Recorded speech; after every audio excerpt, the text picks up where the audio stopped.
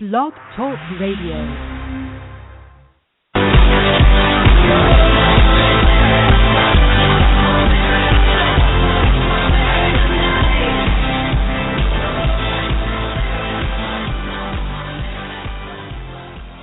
Hello, everybody. Welcome to the Losing Your Parents International Radio Show, broadcasting from Portland, Oregon. My name is Lisa A. Snyder. I've lost both of my parents to cancer in my 20s. When I was 22, I woke up to my dad, who had died, and when I was 27, I watched my mom take her last breath. After being present for their illness and witnessing their deaths, I had to face life as a young person without them. I decided it was important to me to connect with other people who have also lost their parents. I'm 33 now, and I write and I talk about my journey through healing my grief and working through life challenges that come up using creativity and self-expression. My blog is losingyourparents.org, and my goal is to bridge the gap between grief and joy at every opportunity. So some things you should know about me is that I work for myself. I get up every day and decide to support my life. I do this mostly by web consulting, and I've been doing this full-time since 2006, and every year work flows effortless to me. I put out there to the universe after my mom died that I was ready for a partner, and I did my grief work inside and found an amazing one. His name is Catherine. I had a desire to move to Portland, Oregon from New Jersey, and about a year ago, this December, we moved here. I had a desire to try on a cross-country journey in an RV. October 2013, we left on a 7.5-week-long trip across the country from New Jersey to Portland, Oregon, and we took a long way in a U-shape down the East Coast, across the South, and up the West Coast, visiting friends and family along the way. And we both worked full-time, which was very, very challenging. I had a desire to make this happen. I'm very thankful for the trip and the experience. During the trip, and when we arrived, we lived here for another 2 months. I felt a little bit homeless without an address, and I really felt a deep desire to settle down into a house. We had worked really hard on our credit for a long time, and we actually ended up scoring our dream house. I work hard for what I want in my life, and I put it out there to the universe what I want. I do the work on the inside, and so that in turn allows the outside world to reflect back what I've done inside. And my goal is always to try and move through challenging things so that I can have a better life and enjoy it while I'm here. I've done all of these things through working on the grief inside me and the things that come up. And, one thing I've learned along the way is that I don't let grief and sadness stop me from finding joy and following my bliss. I think it's important to question what makes you happy and what doesn't make you happy, and to do the work inside yourself to follow your bliss. So I just want to say welcome to everybody listening live and to those who are listening on the archive. I don't know if I'll be doing much tweeting or Facebooking today. I'm still trying to find my way here, and it's a little distracting to try and interact, but I definitely welcome your communications. You can write me at losingyourparents.org/contact.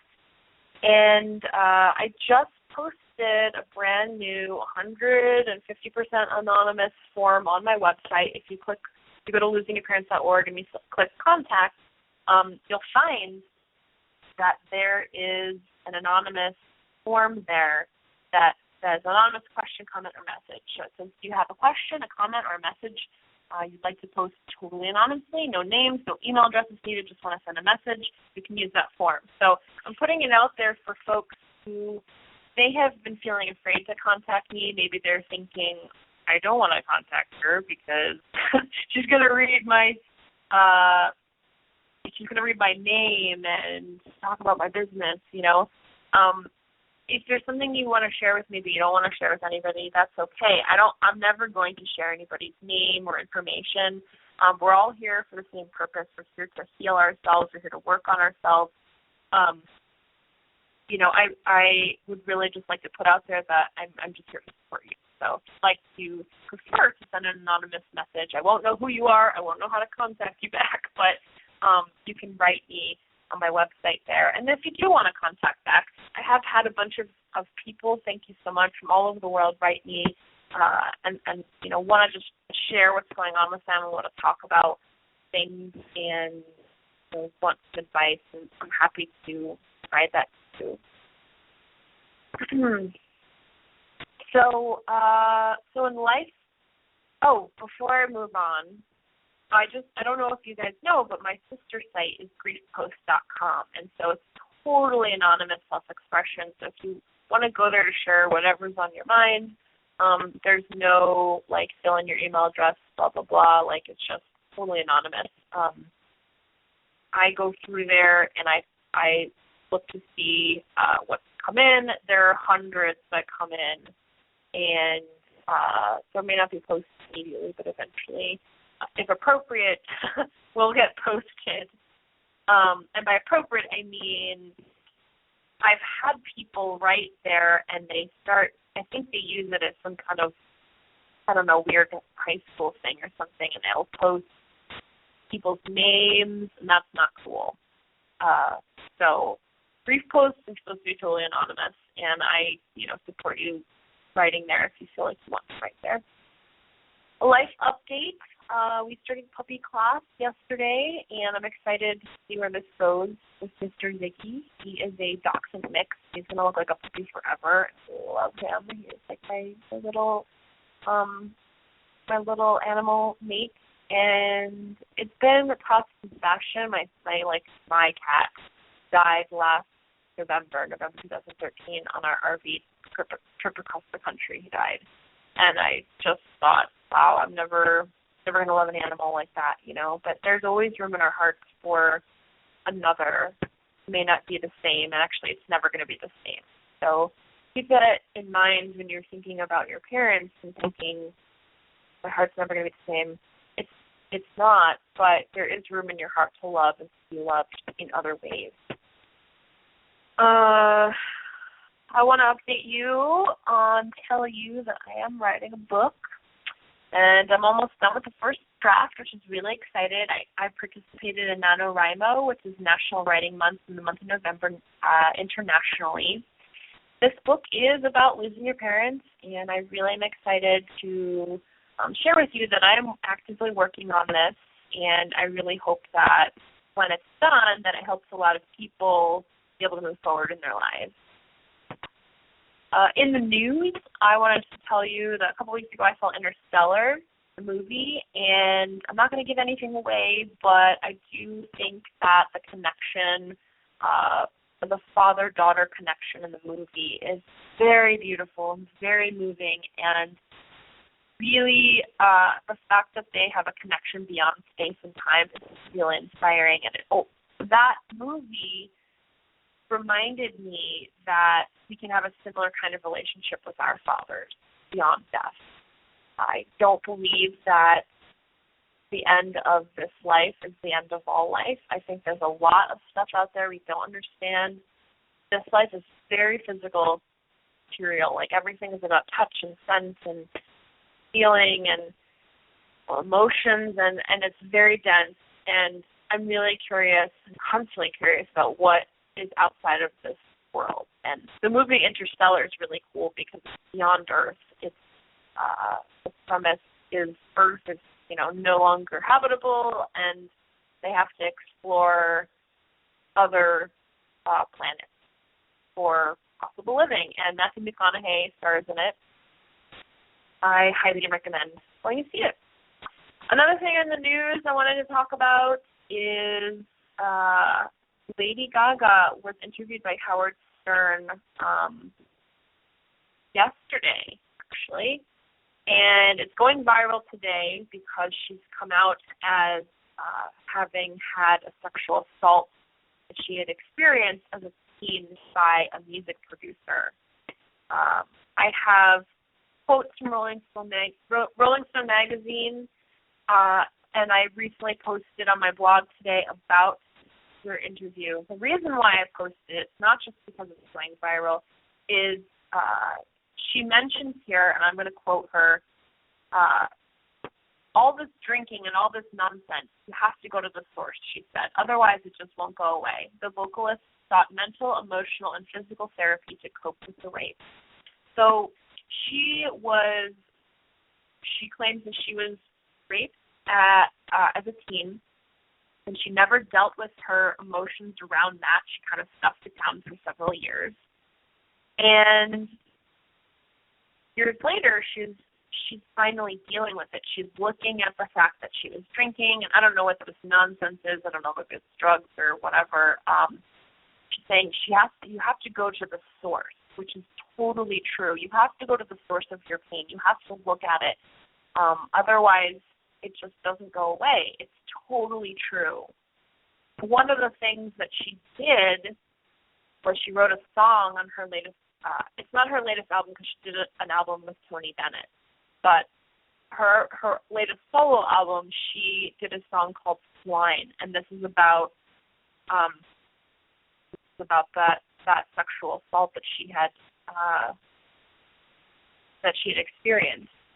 So one thing that and why this is coming to the surface now is because she did a performance at South by Southwest that was, it was very Lady Gaga. It was very extreme. And you're like, how much more extreme can Lady Gaga get? Well, an artist named Millie Brown, she does this kind of art. I've actually never heard of her before. This is before today.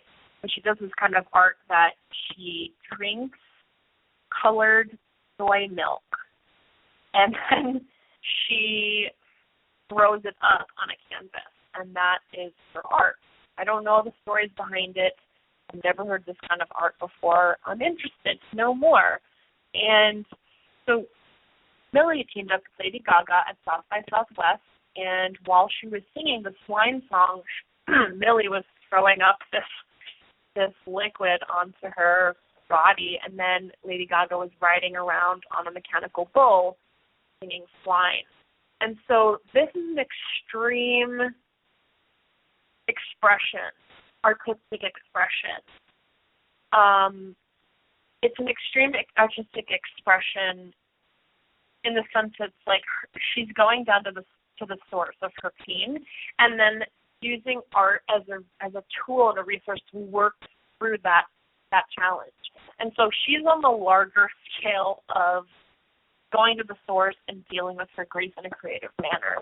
You don't need to drink colored soy milk and puke on a canvas to express yourself, but you can have other ways of expressing yourself. I'm definitely a fan of expressing oneself with a canvas, and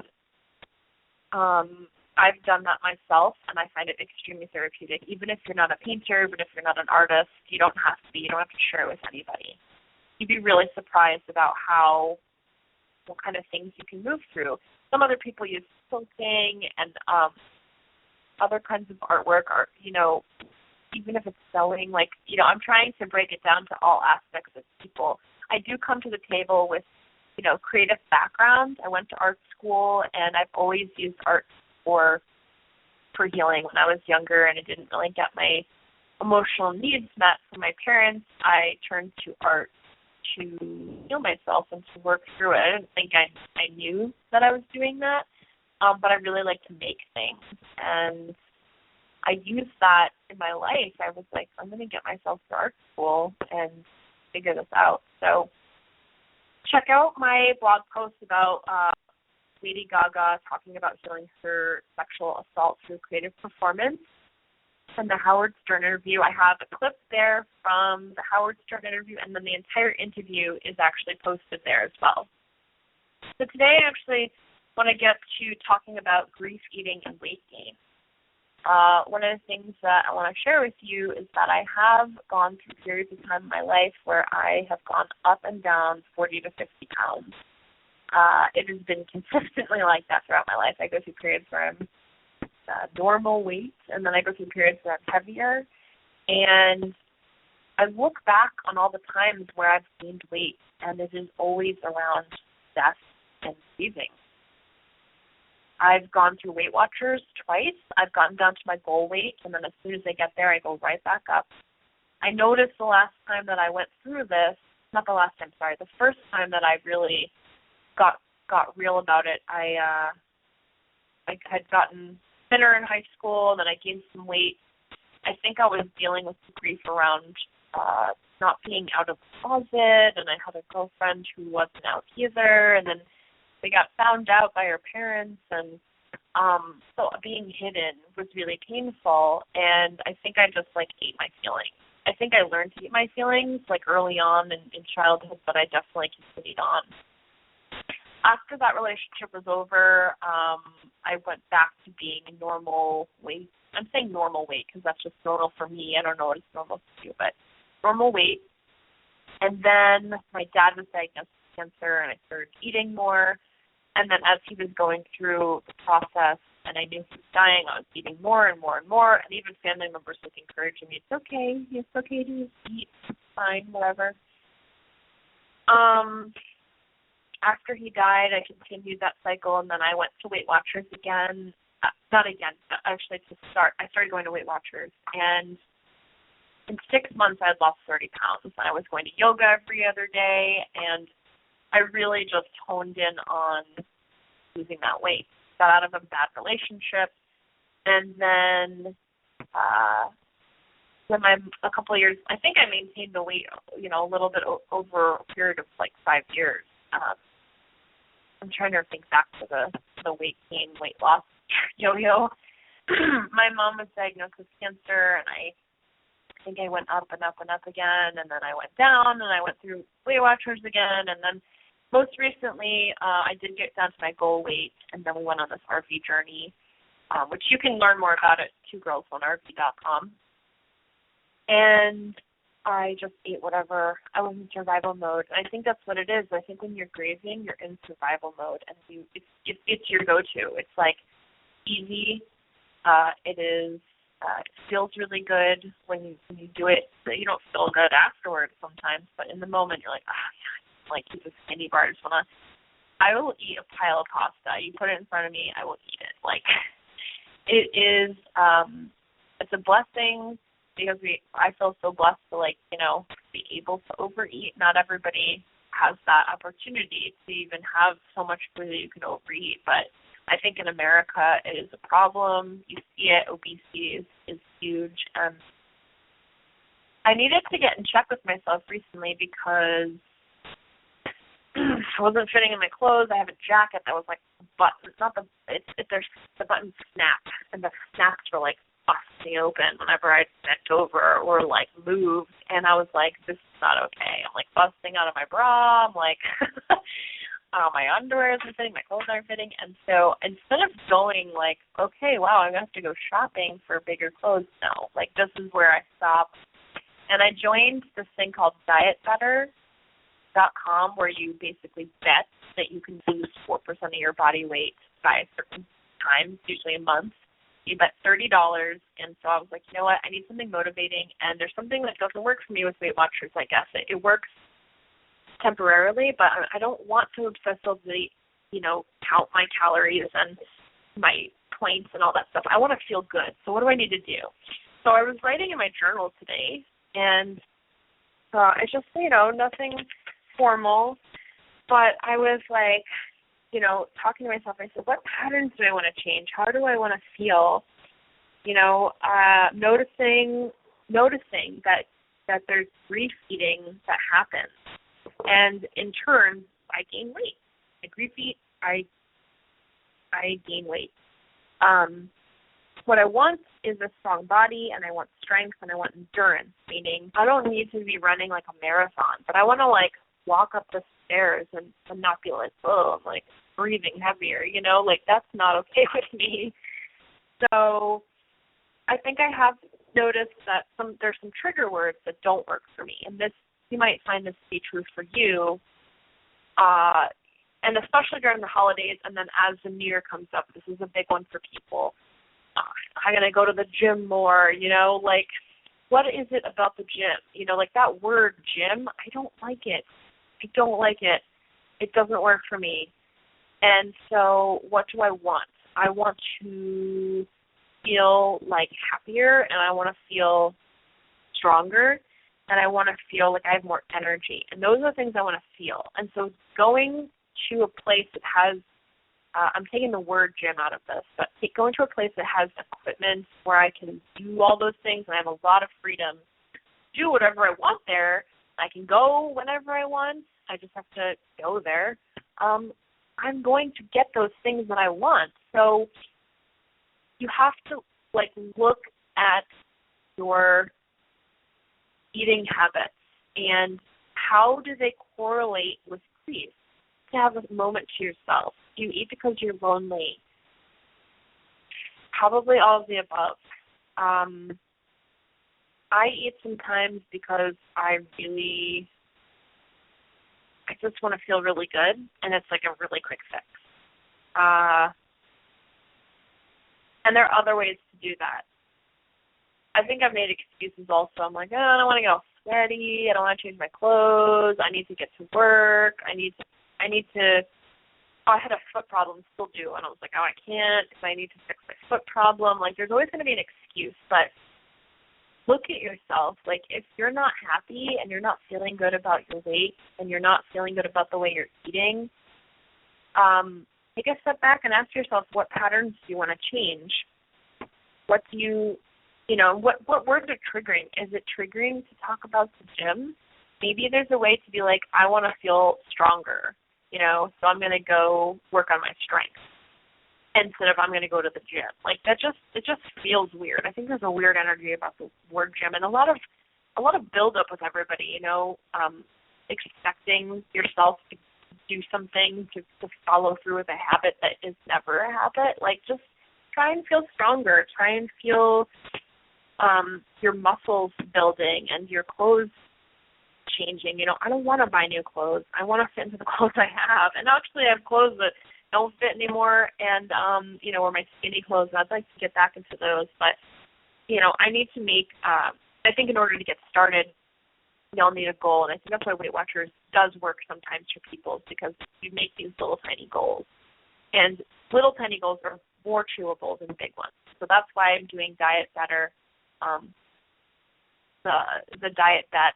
And it's actually with this guy named Jeff, who was on NBC's Biggest Loser. He's doing it, and so the pot is now like $27,000. And so basically, if you don't win your money back, and you don't win any extra money. But if you do win, meaning you got to your goal and you prove it with pictures and stuff, you win money. And Catherine did this last month and ended up winning. She won like $20 or something. And you know what? I think that's motivating, and you can donate some to charity. You can keep it. You can do something fun with it.